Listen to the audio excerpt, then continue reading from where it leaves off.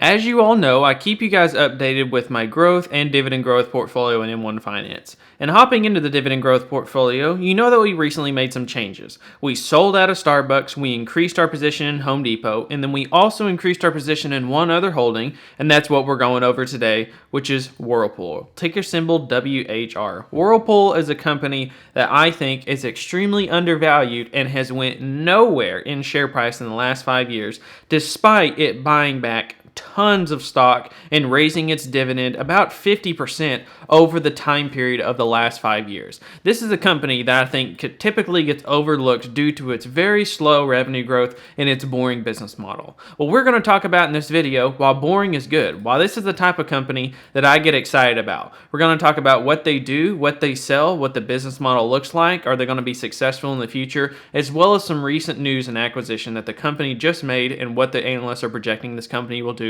within the next year or so. If you haven't seen me before, my name is Jordan. I'm a millennial investor, and this is my portfolio balance since starting the portfolio back in April of 2020, and this is where we've gone so far. We update this on the first of every month, so stay tuned. In a week or two, we'll be updating this again. And this is my portfolio balance as of the time of filming, which is about $36,000. And this is my portfolio return since joining this brokerage. And speaking of brokerages, if you want an opportunity to make some free money down below, for referral income, you can use M1 Finance, which is what we're showing in the video so far, and where I share this portfolio that has all these different wonderful dividend growth companies in the portfolio. So thank you guys so much for tuning in. Thank you for watching this video. I'd invite you to subscribe if you haven't already. Without further ado, let's go ahead and get started with Whirlpool stock. Whirlpool is a company, like I said, that has not done very well in the last 5 years. Down 14% in the last 5 years despite the raging bull market we've seen lately. Year to date, the company is down 37%. On a 1-year return, they're down 30%. But the company has continually raised its dividend. As of most recently, it's actually raised it about 25% from $1.40 up to $1.75, and they're due for another dividend raise here in just about 3 or 4 months or so. Now, this company has continually grown its earnings on a long-term basis. If we look at the annual charts here, this goes all the way back to 1985, when this company originally did $3.5 billion versus today's most recent annual report of $22 billion.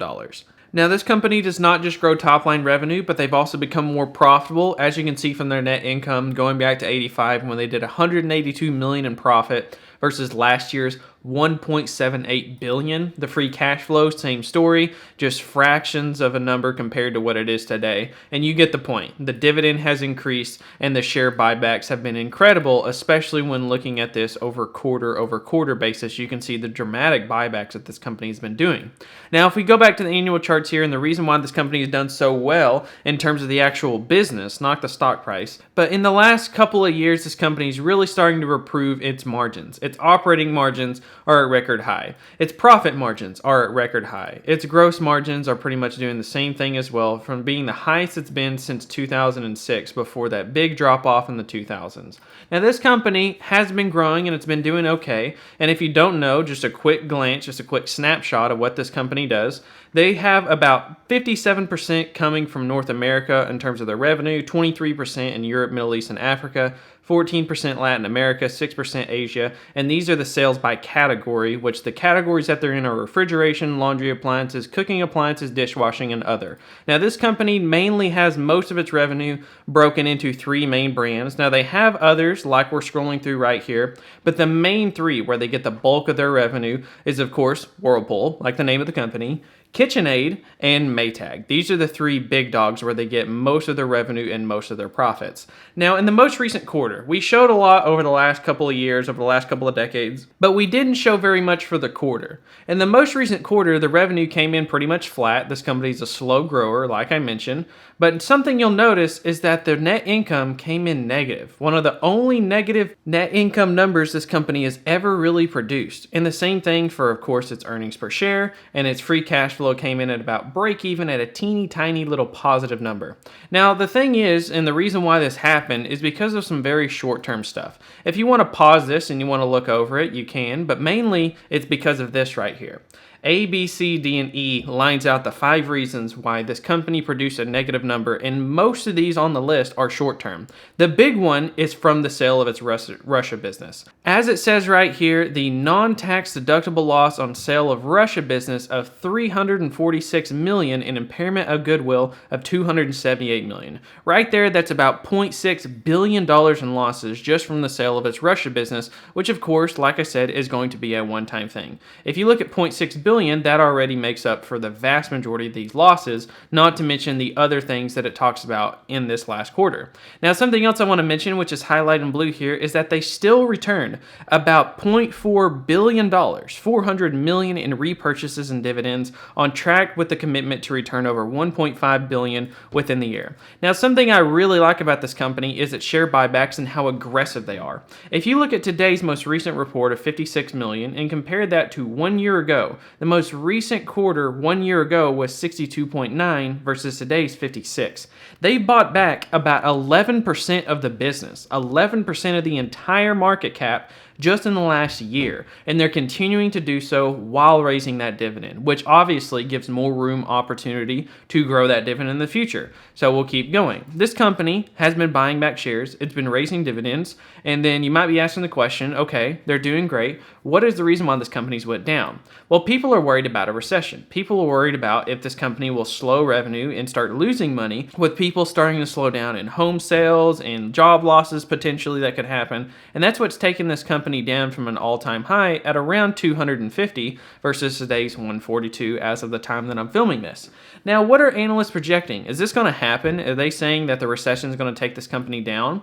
Well, some, but not really. This year, they're expected to go down 5.9% in revenue, and profitability is only going to go down about 10 to 20%. And then next year is expected to bounce back in terms of its top line and bottom line growth. Now, if you pull out your calculators here, ladies and gentlemen, and you take today's share price of 142, and you divide by this number, the earnings per share, which is projected to be at about $22. Well, let's not even add the 0.27. Let's be a little bit more conservative. 142 divided by 22 is 6.45. This company's PE ratio is a 6.45. That's about as low as you'll find in the market. Just for reference, the average in the market today currently sits at about a 17. So when you invest in the S&P 500, when you invest in these basket of 500 companies, you're paying about a 17 PE, price to earnings ratio. This company trades at a 6.45 if they were to hit 22 earnings per share, which is what they're on track to do, which factors in this one-time annual loss that they just reported in the most recent quarter.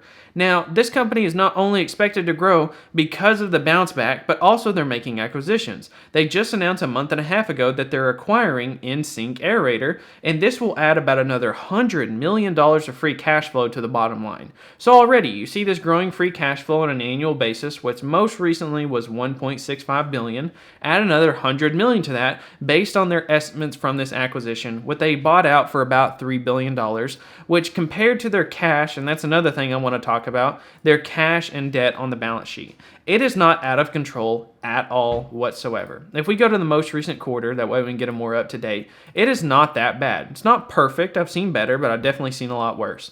The most recent debt pile was around $4.8 billion versus the current cash at $1.6 billion. So it's right about 3 times the cash pile. And that's not that bad considering this company consistently produces free cash flow, as you can see from this annual chart right here, usually hundreds of millions or either billions of dollars. So paying off this debt would not be a problem whatsoever. And comparing it side by side, we'll even go to the most recent quarter, you can see that it's not that big of a deal. They're pretty close in line, and as the debt has grown, the cash has grown faster within the last 4 or 5 years. Now, overall, this is a company that I think is very defensive. The whole point of the dividend growth portfolio is to be defensive. The growth portfolio, as you can see from this, is supposed to be offensive. The reason why you're supposed to be excited and concentrate your capital. The reason why you want to own the dividend growth portfolio is because it's a defensive, safe portfolio. Whirlpool is a defensive company, not an offensive company. This is one that's going to provide steady, boring returns, not going to move around a lot, and consistently probably produce shareholders, if I were just to give a wild guess, of 5 to 10% a year. Nothing crazy, nothing special, but today, buying it at a 5% dividend yield for a 6.5 PE ratio, I think is now an opportune time to buy. It's not financial advice. Do your own research, do your own opinion. This is not a solicitation, but for me, that's why I'm adding it and increasing it to the portfolio. Thank you guys so much for watching. If you found this helpful, subscribe down below if you haven't already, and check out all the stuff down below, including the sign up to M1 Finance, which 125 people have done so far. But other than that, without further ado, my name is Jordan. I'm a millennial investor, and I'll catch you guys next time.